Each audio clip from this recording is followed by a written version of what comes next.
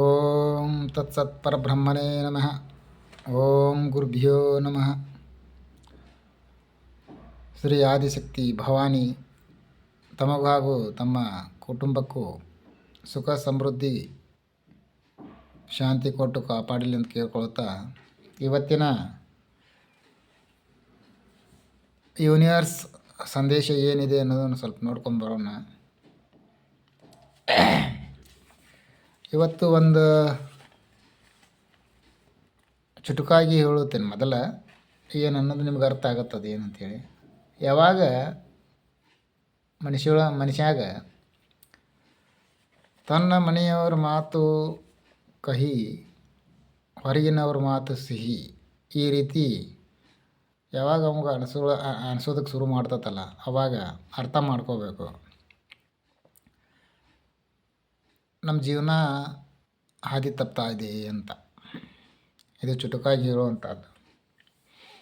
ಇಲ್ಲಿ ಸಂಸಾರ ಅಂದ ತಕ್ಷಣ ಮನೆಯಲ್ಲಿ ಸ್ವಲ್ಪ ಮನಸ್ತಾಪ, ಕಲಹ ಸ್ವಾಭಾವಿಕ ಇರುವಂಥದ್ದು. ಇದನ್ನು ಹೊರಗಿನವರು ಯಾವ ರೀತಿ ಯಾವ ರೀತಿ ದುರುಪಯೋಗ ಮಾಡ್ಕೋತಾರೆ ಅನ್ನೋದಕ್ಕೆ ಒಂದು ಒಳ್ಳೆಯ ಒಂದು ನಿದರ್ಶನ. ಇವತ್ತು ನೀವು ಹೊರಗಿನವರ ಮಾತಿಗೇನು ಬೆಲೆ ಕೊಟ್ಟು ಮನೆಯವರ ಮಾತನ್ನೇನು ನಿರ್ಲಕ್ಷ್ಯ ಮಾಡತ್ತಿರಲ್ಲ. ಆ ಹೊರಗಿನವರು ಮೊದಲು ಒಂದು ಕಾಲದಾಗ ಒಂದು ಸಮಯದೊಳಗೆ ನೀವು ಅನ್ನೋರೊಬ್ಬರು ಅದಾನು ಅನ್ನುವಂಥದ್ದು ಸಹಿತಕ್ಕೆ ಅವ್ರ ತಲೆಯಲ್ಲಿ ಅದನ್ನು ಇಟ್ಕೊಂಡಿರ್ಕಿಲ್ಲ. ಅವರು ಅದು ಸಂಬಂಧಿಕರೊಳಗಿರ್ಬೋದು, ಸ್ನೇಹಿತರೊಳಗಿರ್ಬೋದು.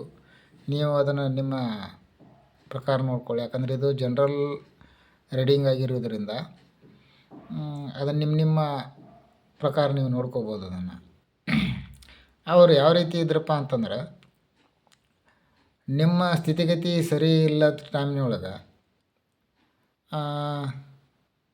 ಇವು ಕೂಡ ನಮ್ಮ ಪರಿವಾರದವ, ಇವು ನಮ್ಮ ವಂಶಸ್ಥ ಅನ್ನುವಂಥ ಭಾವ ಅವರಲ್ಲಿ ಇರಲಿಲ್ಲ. ಯಾಕಂದ್ರೆ ಆ ಟೈಮಿನೊಳಗೆ ನಿಮ್ಮದು ಸ್ಥಿತಿಗತಿ ಸರಿ ಇರಲಿಲ್ಲ. ನಿಮಗೆ ಅವರಿಂದ ಏನಾದರೂ ಗೌರವ ತೆಗೆದುಕೊಳ್ಬೇಕು ಅನ್ನುವಂಥ ಒಂದು ಮಹದಾಶೆ ಇತ್ತು ನಿಮ್ಗೆ. ಅದು ಯಾವಾಗ ನಿಮ್ಮದು ಸ್ಥಿತಿಗತಿ ಒಂದು ರೇಂಜಿಗೆ ಬಂತು, ಸ್ಥಿತಿಗತಿ ಒಳ್ಳೆಯ ರೀತಿಯಲ್ಲಿ ನಿಮ್ಮದು ಒಳ್ಳೆಯದಾಯ್ತಲ್ಲ, ಆವಾಗ ಅವರು ನಿಮ್ಮ ಬಗ್ಗೆ ಕಾಳಜಿ ವಹಿಸೋಕ್ಕೆ ಶುರು ಮಾಡಿದರು. ಅವರು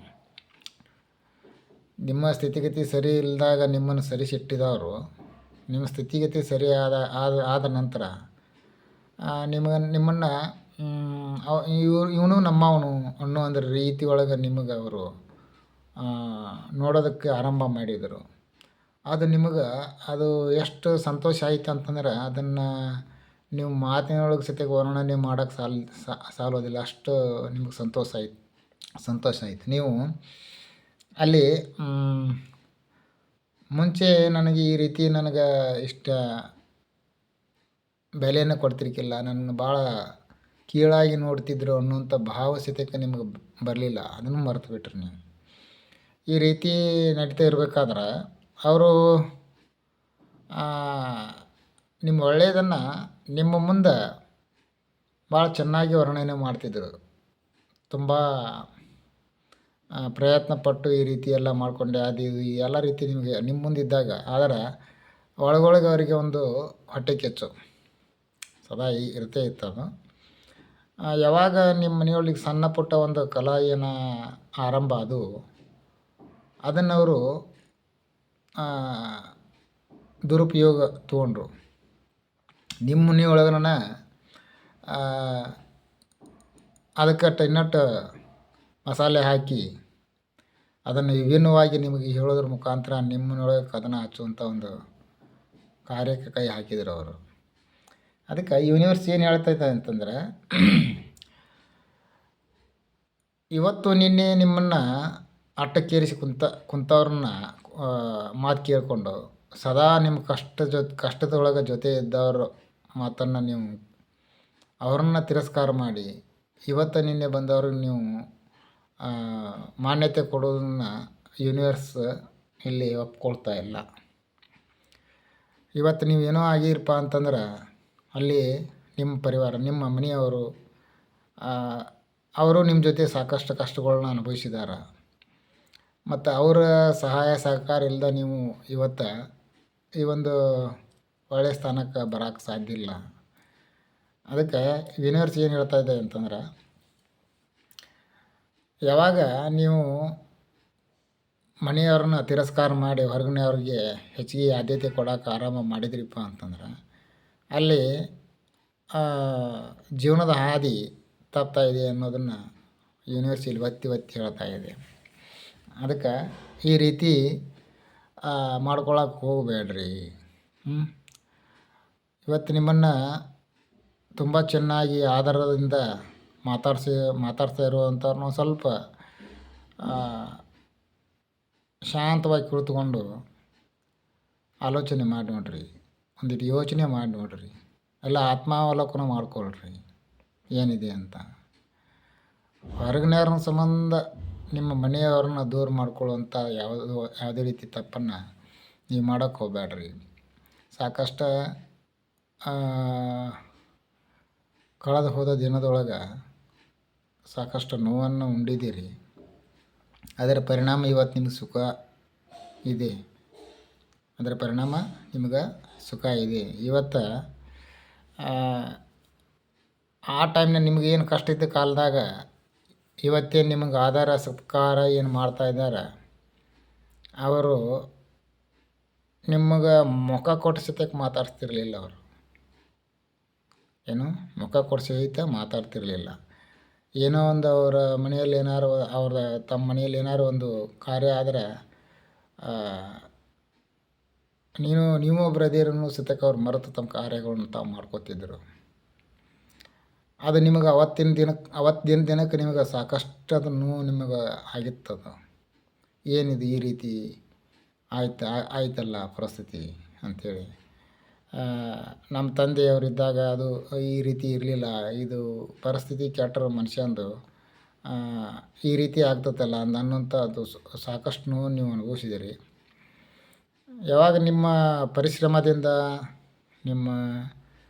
ನಿಮ್ಮ ಪರಿವಾರ, ನಿಮ್ಮ ಮನೆಯವರ ಯಾರೋ ನಿಮ್ಮ ಹೆಂಡತಿ ಇರ್ಬೋದು, ಇಲ್ಲ ನಿಮ್ಮ ಮಕ್ಕಳಿರ್ಬೋದು, ನಿಮಗೇನು ಮನೆಯವ್ರು ಏನದಾರಲ್ಲ ಅವರಿಂದ ನೀವೇನು ಅವರ ಒಂದು ಸಪೋರ್ಟ್ನಿಂದ ನೀವು ಏನು ಇವತ್ತು ಒಂದು ಒಳ್ಳೆಯ ಸ್ಥಾನವನ್ನು ಅಲಂಕರಿಸಿದಿರಲ್ಲ, ಅದು ಇವತ್ತು ನಿಮಗೆ ಆಧಾರ ಸತ್ಕಾರ ಕೊಡೋರಿಗೆ ಸರಿ ಬರ್ತಿಲ್ಲ. ಅದನ್ನು ನೇರವಾಗಿ ನಿಮ್ಮನ್ನು ಹೊಡೆಯೋದಕ್ಕೆ ಅವ್ರಿಗೆ ಸಾಧ್ಯ ಆಗ್ತಿಲ್ಲ. ಅದಕ್ಕೆ ಈ ರೀತಿ ಮನೆಯೊಳಗೆ ಒಂದು ಸಣ್ಣ ಬಿರುಕು ಆಗಿದ್ದನ್ನು ಅವರು ಗಮನಿಸಿದಿರೋದು. ಅದನ್ನು ಅವರು ಅತಿ ದೊಡ್ಡ ಬಿರುಕಾಗಿ ಮಾಡಿ ಮನೆ ಕೆಡುವಂಥ ಒಂದು ಕೆಟ್ಟ ಯೋಚನೆ ಅವರದು. ಅದಕ್ಕೆ ಆ ರೀತಿ ಮಾಡ್ಕೋಬೇಡ್ರಿ. ಸಾಕಷ್ಟು ಪರಿಶ್ರಮ ಮಾಡಿಕೊಂಡು ಒಂದು ಒಳ್ಳೆಯ ಜೀವನವನ್ನು ಕಟ್ಕೊಂಡಿದ್ದೀರಿ. ಆ ಒಂದು ಒಳ್ಳೆಯ ಜೀವನ ಬೇರೆಯವ್ರ ಮಾತಿನಿಂದ ಕೆಡಿಸ್ಕೊಳ್ಳುವಂಥ ಕೆಲಸ ಮಾಡಬೇಡ್ರಿ ಅಂತ ಇವತ್ತು ಯೂನಿವರ್ಸ್ ನಿಮ್ಗೆ ಒತ್ತಿ ಹೇಳ್ತಾ ಇದೆ. ಮತ್ತು ಒಂದು ಮಿಸ್ಟೇಕ್ ನಿಮ್ಮದು, ಮತ್ತೇನಿಲ್ಲ ಯಾವುದೇ ರೀತಿ. ಯಾಕಂದ್ರೆ ನೀವು ಪರಿಶ್ರಮಿ ಅದೀರಿ, ಶ್ರಮಜೀವಿ ಇದ್ದೀರಿ. ಏನಾದ್ರು ಒಂದು ಅಚೀವ್ಮೆಂಟ್ ಮಾಡ್ಕೋಬೇಕಪ್ಪ ಅಂತ ಯೋಚನೆ ಮಾಡಿದರೆ ಅದನ್ನು ಮಾಡೇ ತೀರ್ತೀರಿ. ಅಷ್ಟು ನಿಮ್ಮ ಕಡೆ ಸಾಮರ್ಥ್ಯ ಐತಿ. ಇಲ್ಲಿ ಯೂನಿವರ್ಸ್ ಇಲ್ಲಿ ಕಾರ್ಡ್ ಬಂದಿರೋದನ್ನು ನೋಡ್ತಾ ಇದ್ದರೆ ಸಾಕಷ್ಟು ಒಳ್ಳೆಯ ಕಾರ್ಡ್ಗಳಿದೆ ನಿಮಗೀಗ. ಇದು ಸ್ಟಾರ್ ಅಂಥೇಳಿ, ಆಮೇಲೆ ಇದು ಕಿಂಗ್ ಆಫ್ ಕಪ್ಸ್ ಅಂಥೇಳಿ, ಜಸ್ಟಿಸ್ ಕಾರ್ಡ, ಸಾಕಷ್ಟು ಇಂಥವು ಸಕಾರಾತ್ಮಕವಾದಂಥ ಕಾರ್ಡ್ಗಳು ಸಾಕಷ್ಟು ಇಲ್ಲಿ ನಿಮ್ಗೆ ಇದನ್ನು ಒತ್ತಿ ಹೇಳ್ತಾ ಇದ್ದೇವೆ. ಯಾವುದೇ ರೀತಿಯಿಂದ ನಿಮ್ಮ ಅವರೊಂದು ವಿಷಯದೊಳಗೆ ಬಿಟ್ಟು ಬೇರೆ ಯಾವ ವಿಷಯದೊಳಗೂ ನಿಮ್ಮ ತಪ್ಪಿಲ್ಲ.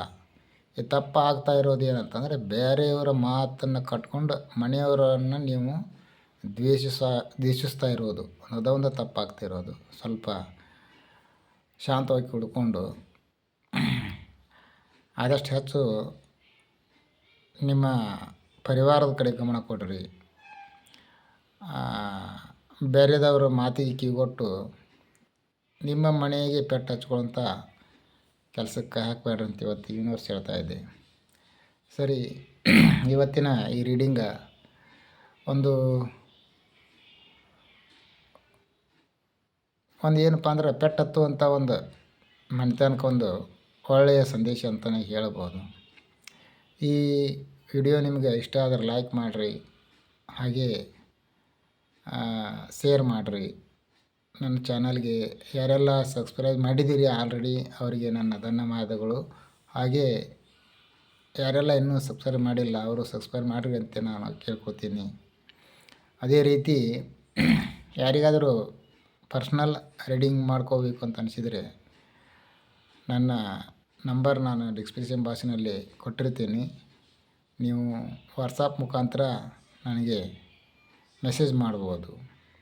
ಸರಿ ಬಂಧುಗಳೇ, ಮತ್ತೆ ಇನ್ನೊಂದು ರೀಡಿಂಗ್ ಮುಖಾಂತರ ನಾಳೆ ನಿಮ್ಮನ್ನು ಭೇಟಿ ಆಗ್ತೀನಿ. ಅಲ್ಲಿವರೆಗೂ ಧನ್ಯವಾದಗಳು.